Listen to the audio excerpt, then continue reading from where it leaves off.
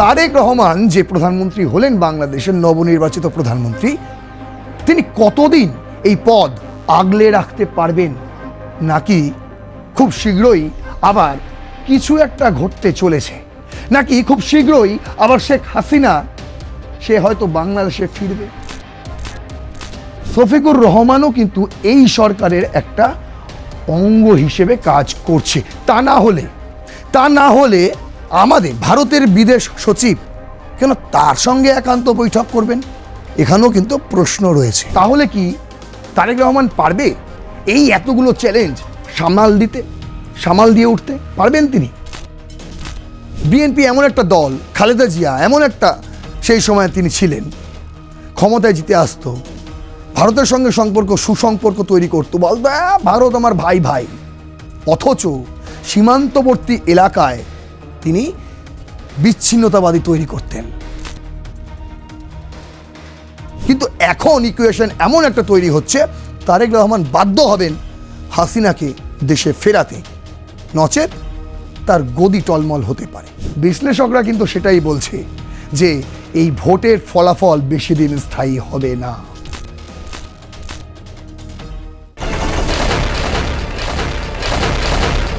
ঠিক যেন রবীন্দ্রনাথ ঠাকুরের উপন্যাসের মতোই বাংলাদেশে ঘটল খোকা বাবুর প্রত্যাবর্তন। হ্যাঁ, আমি তারেক রহমানের কথাই বলছি। তিনি রাজার মতন ফিরলেন এবং ফিরেই মানুষের ম্যান্ডেট পেয়ে তিনি জিতে নিলেন রাজার সিংহাসনও। কিন্তু এতদিন ছিলেন কিভাবে? দীর্ঘ 17 বছর তিনি লন্ডনে কার্যত নির্বাসনে ছিলেন। আর ঠিক সেই সময় বাংলাদেশের রাজত্ব ছিল শেখ হাসিনার হাতে। আর এখন পুরো বিষয়টাই যেন উল্টে গেল। এখন নির্বাসনে রয়েছেন হাসিনা এবং বাংলাদেশের সিংহাসনে তারেক রহমান। এখানে এসে মোটামুটি একটা জায়গায় স্থির হওয়া যায়, কিন্তু এই স্থির অবস্থা কতদিন থাকবে? আমার প্রশ্ন হচ্ছে, তারেক রহমান যে প্রধানমন্ত্রী হলেন, বাংলাদেশের নবনির্বাচিত প্রধানমন্ত্রী, তিনি কতদিন এই পদ আগলে রাখতে পারবেন, নাকি খুব শীঘ্রই আবার কিছু একটা ঘটতে চলেছে, নাকি খুব শীঘ্রই আবার শেখ হাসিনা সে হয়তো বাংলাদেশে ফিরবে? হয়তো খুব শীঘ্রই হাসিনা ফেরার পরেই বাংলাদেশে আবারও একটা ভোট হবে। তার কারণ এই যে ভোট হয়েছে, এই ভোট আওয়ামী লীগ মানছে না, এখনও মানেনি। যত শতাংশ ভোট পড়েছে সেখানে কিন্তু আপনি একটুখানি গণিত জানলেই বুঝতে পারবেন যে আওয়ামী লীগের ভোট কিন্তু খুব একটা পড়েনি। তারা এক প্রকার এই ভোটটাকে বয়কটই করেছে। কিন্তু যদি আগামী দিনে সর্বদল মিলিয়ে ভোট হয়, তাহলে কিন্তু এই 60% ভোট 90% হতে পারে। সেই দিন কি সামনে? কেন বলছি? তার কারণ ইতিমধ্যেই আপনারা জানেন, তারেক রহমানের সঙ্গে ভারতের লোকসভার স্পিকার ওম বিড়লার একটা সাক্ষাৎকার হয়েছে, মুখোমুখি কথাবার্তা হয়েছে। অন্যদিকে জামাতের যে এই মুহূর্তের বিরোধী দলনেতা বাংলাদেশের শফিকুর রহমান, সেই শফিকুর রহমানের সঙ্গে আমাদের বিদেশ মন্ত্রকের সেক্রেটারি সচিব বিক্রম মিশ্রি, তারও কিন্তু মুখোমুখি কথা হয়েছে। কি কথা হয়েছে? সেখানে কি শেখ হাসিনাকে ফেরানোর নিয়ে কোনো আলোচনা হয়েছে? আপনারা জানেন, এইখানে এসে একটা জায়গায় দাঁড়িয়ে আছে যে তারেক রহমান প্রধানমন্ত্রী হলেও হাসিনাকে যে প্রত্যর্পণ, এই যে বিষয়টা, এই বিষয় নিয়ে কিন্তু আলোচনা চলতেই থাকবে। একসময় যে শফিকুর রহমান বলছিল আমরা সর্বদলীয় সরকার গড়ব, আজ সেই শফিকুর রহমান তারেক রহমানের মন্ত্রিসভাকে ধিক্কার জানাচ্ছে, বয়কট করছে, তিনি বিরোধী দলনেতা হচ্ছেন। কিন্তু শফিকুর রহমানও কিন্তু এই সরকারের একটা অঙ্গ হিসেবে কাজ করছে। তা না হলে আমাদের ভারতের বিদেশ সচিব কেন তার সঙ্গে একান্ত বৈঠক করবেন? এখানেও কিন্তু প্রশ্ন রয়েছে। কি হতে চলেছে আগামী দিনের ইকুয়েশন? কি হতে চলেছে বাংলাদেশের এই ইলেকশনস সঙ্গে ভারতের সঙ্গে যে রিলেশনস, এর সমীকরণ ঠিক কোন জায়গায় গিয়ে দাঁড়াবে আগামী দিনে? চলুন আজকের এপিসোডে সেগুলোই খতিয়ে দেখি। আপনাদের সঙ্গে রয়েছে আমি নারায়ণ, শুরু করছি রণক্ষেত্র। আজকের এপিসোডে আমরা যে প্রশ্নের উত্তর খুঁজব, সরাসরি আপনারা থাম্বনেলে দেখেছেন যে বাংলাদেশে কি খুব শীঘ্রই আবারও একটা নির্বাচন হতে চলেছে, চলুন এই প্রশ্নের উত্তর আজকে আপনাদের দিয়ে দেবো। শেষ পর্যন্ত দেখুন, এপিসোডটি পেয়ে যাবেন এর উত্তর। এই বিতর্ক উঠছে কেন? তার কারণ সম্প্রতি এই বাংলাদেশে নির্বাচন হয়ে যাওয়ার পর ভারতীয় একটি সংবাদ মাধ্যমে আওয়ামী লীগ নেতা, প্রাক্তন মন্ত্রী তিনি জাহাঙ্গীর কবির নানক, তিনি একটা সাক্ষাৎকার দিয়েছেন। আর সেই সাক্ষাৎকারে তিনি বলেছেন যে সাবেক প্রধানমন্ত্রী শেখ হাসিনা, মানে প্রাক্তন প্রধানমন্ত্রী শেখ হাসিনা, এই নির্বাচনকে পরিকল্পিত প্রহসন বলেছেন। আওয়ামী লীগের সবাই তাই বলছে। নির্বাচনটাকে যারা যারা বয়কট করেছে, যারা যারা ভোট দেয়নি, খুব কম সংখ্যক সমর্থক তারা ভোট দিয়েছে। তাও মনে করা হচ্ছে যে তাদের ভোট বিএনপিতেই পড়েছে, কারণ জামাতে আওয়ামী লীগের ভোট কখনো পড়েনি, আজও পড়বে না। বলছে এই পরিকল্পিত প্রহসন হিসেবে অভিহিত করেছেন এবং একটি নিরপেক্ষ তত্ত্বাবধায়ক সরকারের অধীনে নতুন করে নির্বাচনের দাবি জানিয়েছেন কে? শেখ হাসিনা। কে বলছেন? বলছেন জাহাঙ্গীর কবির নানক। ইনি কি বলছেন? আবারও ভোট হবে বাংলাদেশে। তার দৃঢ় বিশ্বাস যে এই ভোটটা শুধুমাত্রই পরিকল্পিত প্রহসন, যার কোনো মানে নেই, অর্থ নেই। এই ভোটটা হওয়ার পর তারেক রহমান প্রধানমন্ত্রী হিসেবে শপথ গ্রহণ করেছেন ঠিকই, কিন্তু তার যে অ্যানালিসিস, সেখান থেকে তিনি বলছেন যে খুব শীঘ্রই, হয়তো 6 মাসের মধ্যেই আপনারা দেখতে পাবেন বাংলাদেশে আরও একটা নির্বাচন হচ্ছে, আর সেই নির্বাচনে অংশগ্রহণ করবে আওয়ামী লীগও। কেন? তার কারণ তারেক রহমান তিনিই বলেছিলেন বিএনপি ক্ষমতায় এলে আবার বাংলাদেশে সমস্ত রাজনৈতিক দলকে জায়গা করে দেওয়া হবে। বুঝতে পারছেন? যে জিনিসটা ডক্টর মোহাম্মদ ইউনূস চেপে রেখেছিলেন, কার্যত একটা দলকে সাইড করে দিয়ে নির্বাচন করে দিলেন। তারেক রহমান কিন্তু আশ্বাস দিয়েছিলেন তিনি যদি ক্ষমতায় আসেন তাহলে এই আওয়ামী লীগও আবার ভোটের রাজনীতিতে ফিরতে পারবেন বাংলাদেশে শেখ হাসিনাও। তারও কিন্তু প্রত্যর্পণ নিয়ে একটা কথাবার্তা ইতিমধ্যেই শুরু হয়ে গিয়েছে। কিন্তু দেখুন, এই তো একটা বড় কথা বলে দিয়েছেন তিনি, কিন্তু এই কথার মধ্যে কতটা সত্যি রয়েছে, এই কথার সারবত্তা কি, তাই না? সেখানেও তো একটা বড় প্রশ্ন। সেই প্রশ্নের উত্তর খোঁজার আগে আপনাদেরকে জানিয়ে রাখি, তারেক রহমান বাংলাদেশের নবনির্বাচিত প্রধানমন্ত্রী, তার কাছে এখন এই মুহূর্তে বেশ কয়েকটি চ্যালেঞ্জ রয়েছে। কি কি চ্যালেঞ্জ সেইগুলো দেখুন, আপনাদের জন্য আমি সাজিয়েছি। প্রথমত, জনতার আস্থার পুনঃপ্রতিষ্ঠা।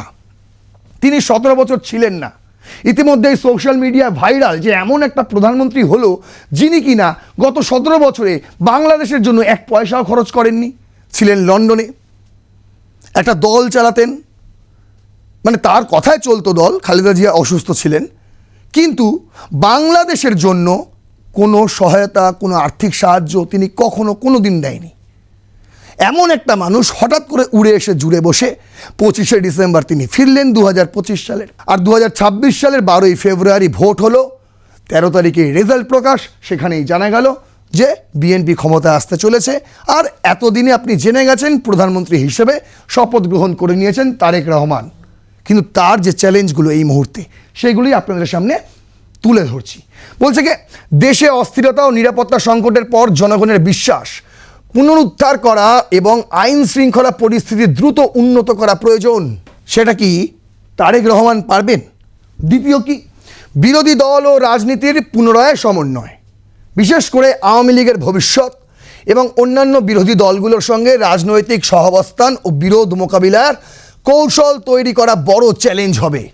বুঝতে পারছেন? ভোটের আগে যে জামাতে ইসলাম, যে শফিকুর রহমান বলতো যে আমরা একটাই সরকার গড়ব, জাতীয় ঐক্য সরকার গড়ব, তারপর তিনি আস্তে আস্তে বললেন না আমরা 11 দলের ঐক্য সরকার গড়ব। তার সরকার তো হলোই না, বাদ দিয়ে দিন।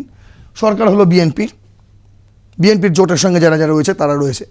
কিন্তু সেই শফিকুর রহমান, সেই জামাতে ইসলাম, তারা কিন্তু এখন অন্য আচরণ করছেন। অথচ তারেক রহমান তিনি শপথ গ্রহণের সময় বিএনপি ভোটে জেতার পরেই তিনি সকল রাজনৈতিক দলকেই কিন্তু অভিবাদন জানিয়েছেন, ধন্যবাদ জানিয়েছেন। সেই ধন্যবাদ কতটুকু নিয়ে গ্রহণ করেছে এই মুহূর্তের বিরোধী দল জামাতে ইসলাম, সেটা কিন্তু বড় প্রশ্নচিহ্ন। আর তাই তার কাছে এটা কিন্তু বড় একটা চ্যালেঞ্জ বিরোধী দলগুলো এবং রাজনীতির পুনরায় সমন্বয় ঘটানো কি করে ঘটাবেন তিনি, সেটাই আমরা দেখব। তারপর বলছে ভারত নীতি ও কূটনৈতিক সমন্বয়। ভারতের সঙ্গে গত 18 মাসে ডক্টর মোহাম্মদ ইউনূস যে সম্পর্ক একদম বুঝতে পারছেন, যা সম্পর্ক তিনি তৈরি করেছেন ভারতের সঙ্গে, এই সম্পর্ক আবার নতুন করে মানে তিনি যে ড্যামেজ করেছেন, যা কাটাছেড়া করেছেন, সেটাতে মলম লাগাতে, ঘা শোকাতে কতদিন সময় লাগে তারেক রহমানের, সেটাও কিন্তু দেখার বিষয়। কি বলছে, ভারতের সঙ্গে দ্বিপাক্ষিক সম্পর্ক বজায় রাখা এবং পরিবর্তিত রাজনৈতিক প্রেক্ষাপটে নতুন কূটনৈতিক কৌশল নির্ধারণ করা বড় চ্যালেঞ্জ তারেক রহমানের কাছে।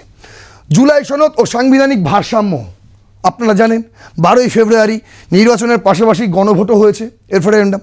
কেন? তার কারণ হচ্ছে জুলাই সনদকে আপনি মানছেন, মান্যতা দিচ্ছেন, হ্যাঁ কি না? সবাই হ্যাঁতে টিক দিয়েছে, জিতেছে। গণভোটে হ্যাঁ পক্ষে বেশি ভোট পড়েছে। তাহলে কি হবে এবার কি সত্যি সত্যি জুলাই সনদ সংবিধানে রূপান্তরিত হয়ে যাবে? কি হতে চলেছে? কি করবেন তারেক রহমান?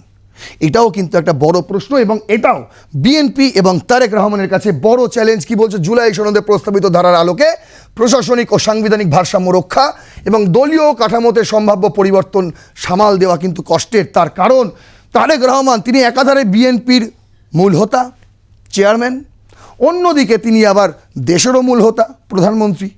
কিন্তু জুলাই সনদ অনুযায়ী, জুলাই সনদ যদি সংবিধান হয়ে যায়, জুলাই সনদ অনুযায়ী এক ব্যক্তি একাধিক পদে থাকতে পারবে না। যদি আপনি প্রশাসনিক পদে থাকেন তাহলে আপনি রাজনৈতিক কিংবা সাংগঠনিক পদে আপনি থাকতে পারবেন না। সেক্ষেত্রে তারেক রহমান কি করবেন? কি করবেন তিনি? বড় চ্যালেঞ্জ এটা। কি বলছে, অর্থনৈতিক চ্যালেঞ্জ রয়েছে। কি আন্তর্জাতিক বাণিজ্য চুক্তির প্রভাব, সম্ভাব্য রাজস্ব ঘাটতি এবং সামগ্রিক অর্থনৈতিক স্থিতিশীলতা বজায় রাখা।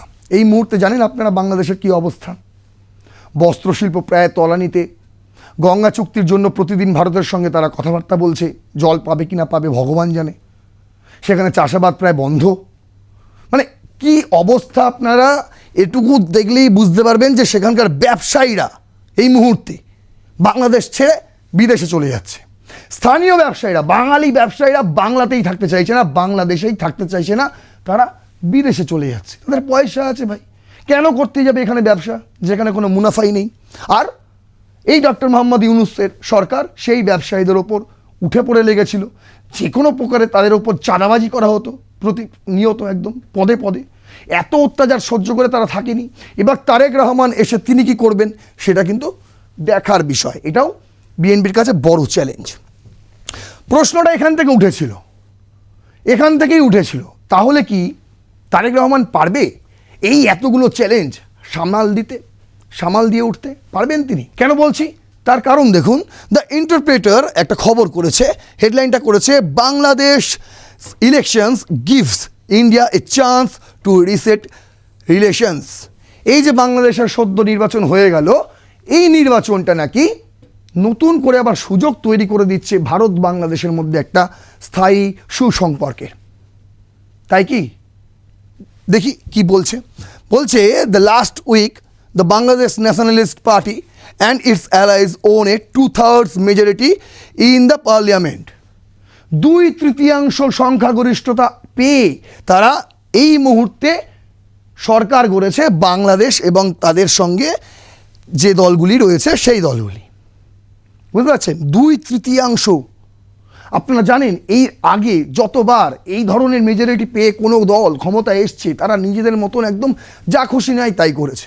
দেশটাকে মগের মুলুক ভেবে বসেছিল। জানেন আপনারা, আওয়ামী লীগও তাই। আমি সত্যি কথা বলতে ভয় পাই না। কিন্তু দেখুন একটা কথা বলে রাখা দরকার। আপনি দেখছেন 2/3, মানে বুঝতে পারছেন 3/2 ভোট পেয়ে ক্ষমতায় চলে এসছে। কিন্তু এই 3 কত শতাংশ ভোটে হয়েছে? কটা মানুষ ভোট দিয়েছে দেখুন। বলছে the election commission declared a nation wide voter turn out of 60.3%, মানে 60। আমি ধরে নিলাম,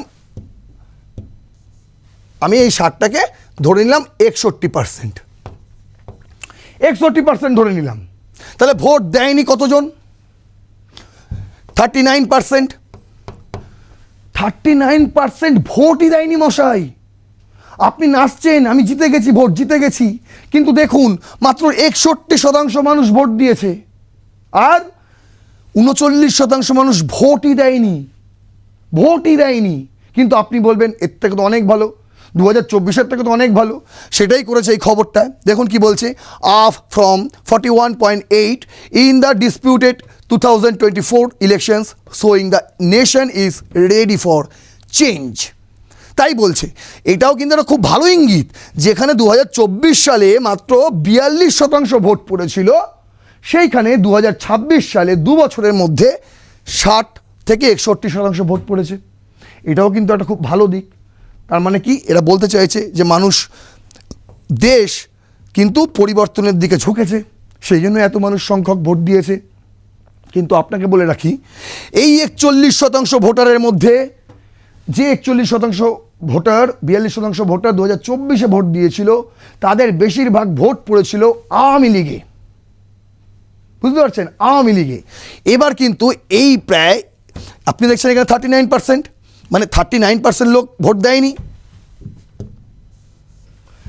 আপনি এখানে দেখছেন 39% লোক ভোট দেয়নি, কিন্তু আমি যদি বলি এই 39%ই হচ্ছে আওয়ামী লীগের, তাই তারা ভোট দেয়নি। যদি এই ভোটটা আওয়ামী লীগে পড়তো, তাহলে বিএনপির কি হতো, জামাতে ইসলামের কি হতো? এখানে কিন্তু একটা বড় প্রশ্ন। কি বলছে, now India is likely to view this elections result as an opportunity for recalibration.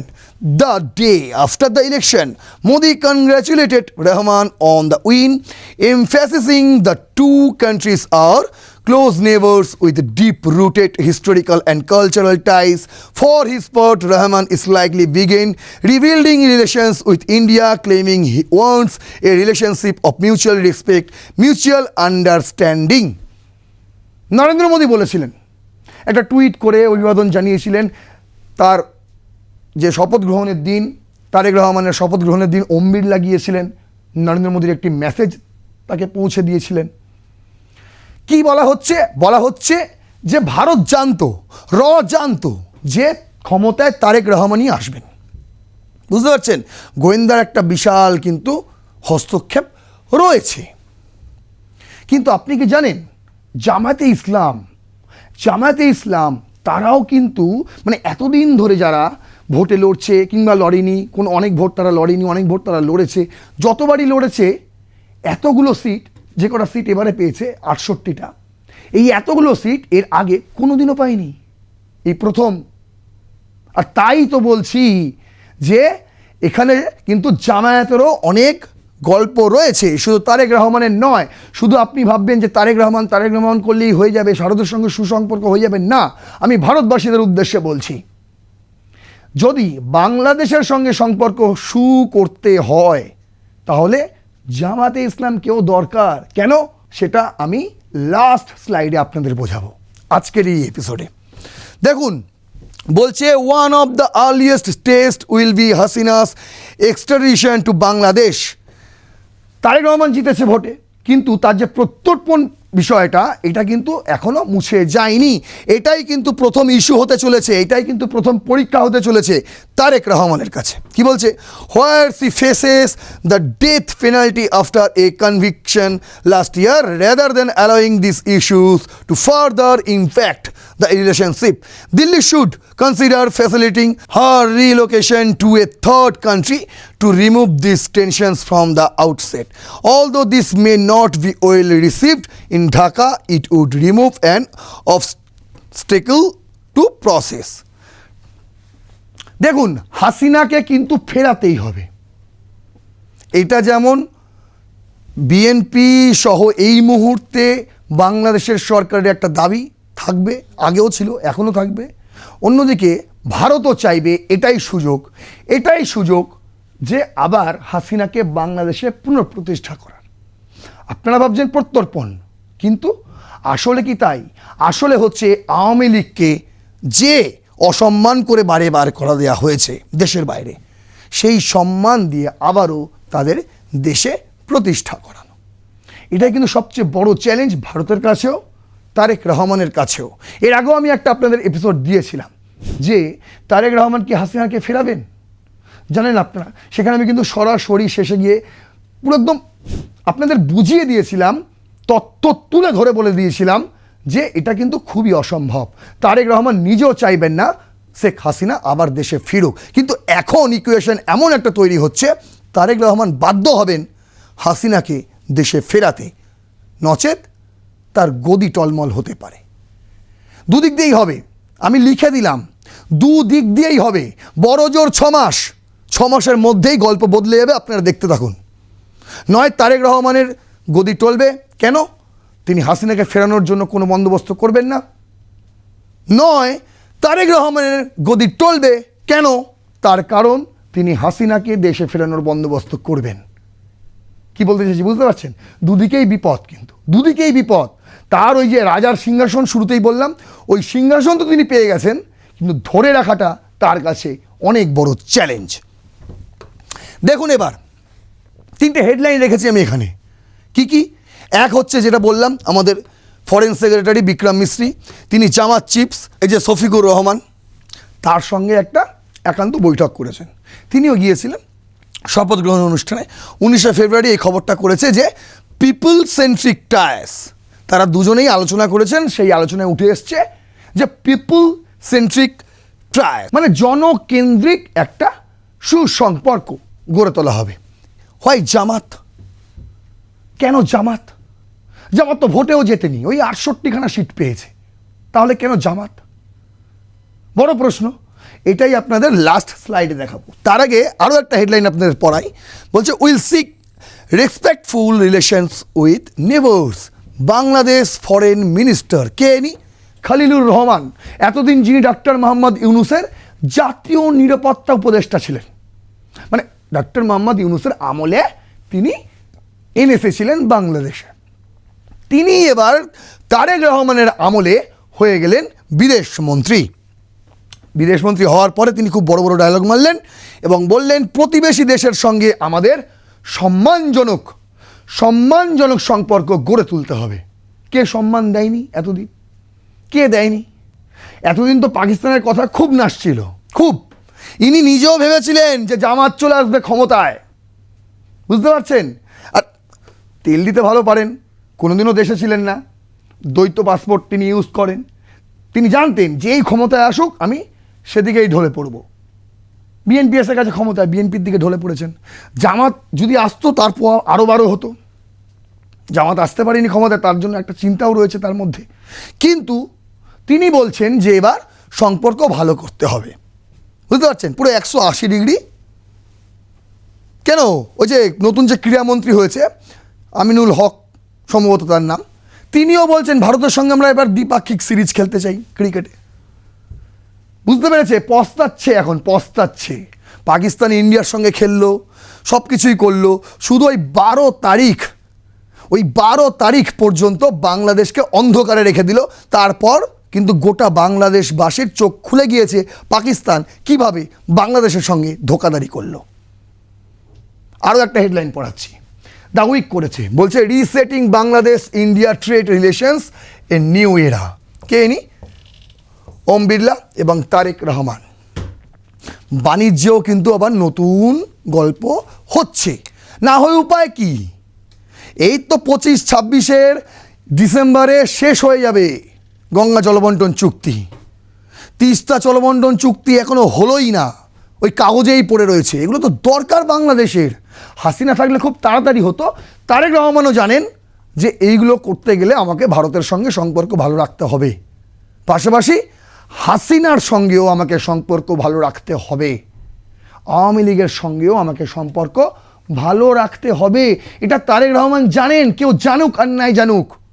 আর ভারত জানে শুধু তারেক রহমানের সঙ্গে সম্পর্ক ভালো রাখলে হবে না, জামায়াতের সঙ্গেও সম্পর্ক ভালো রাখতে হবে।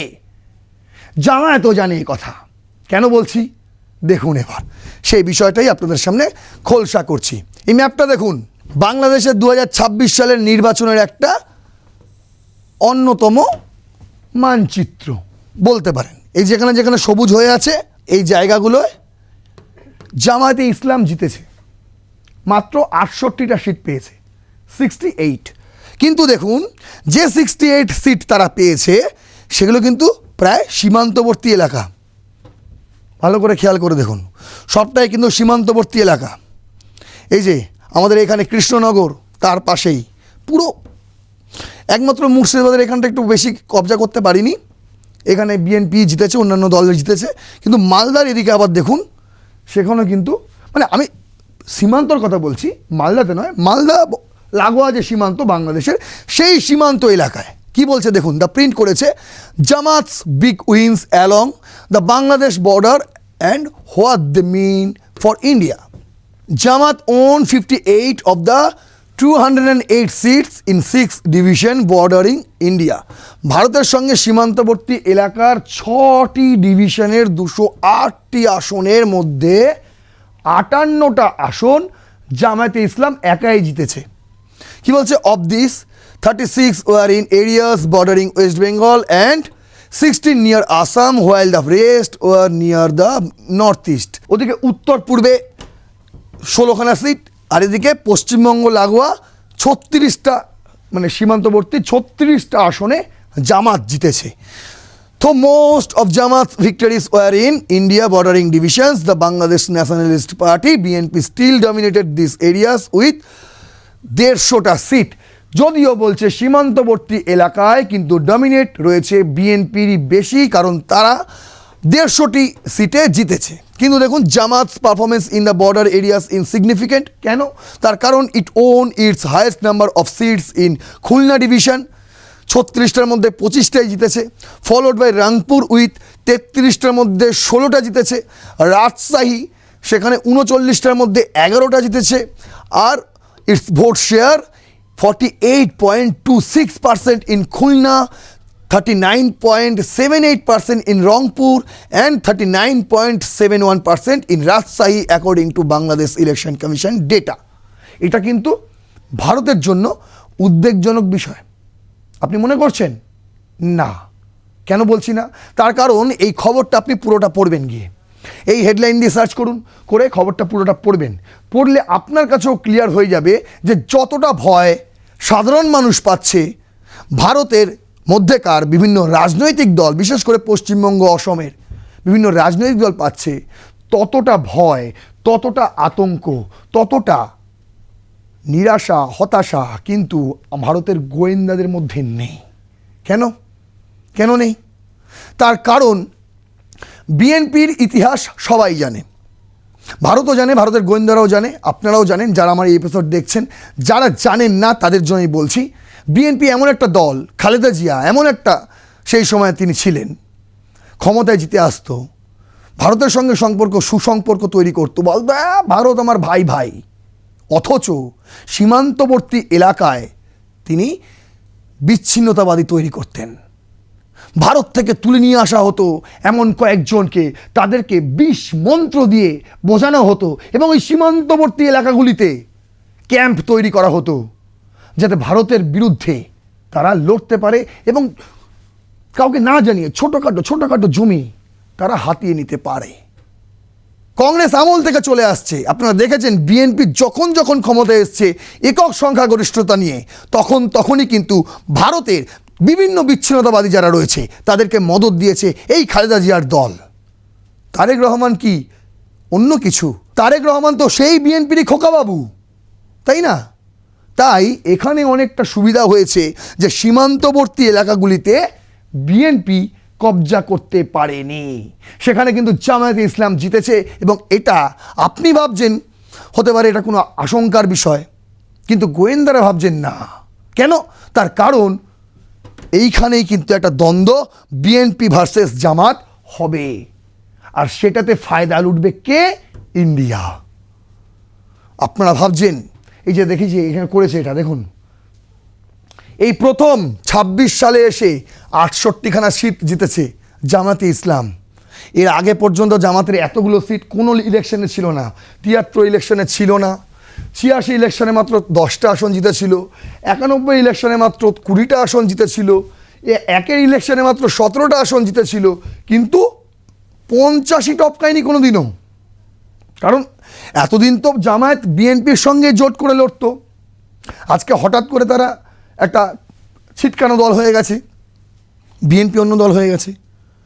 সেখান থেকে দাঁড়িয়ে 68টা আসন পাওয়া কিন্তু মুখের কথা নয়। আপনি বলবেন আওয়ামী লীগ লড়েনি সেই জন্য পেয়েছে, কিন্তু আমি বলবো আওয়ামী লীগের কোনো ভোট জামায়াতে ইসলাম পায়নি, এতটুকু গ্যারান্টি দিয়ে বলা যেতে পারে।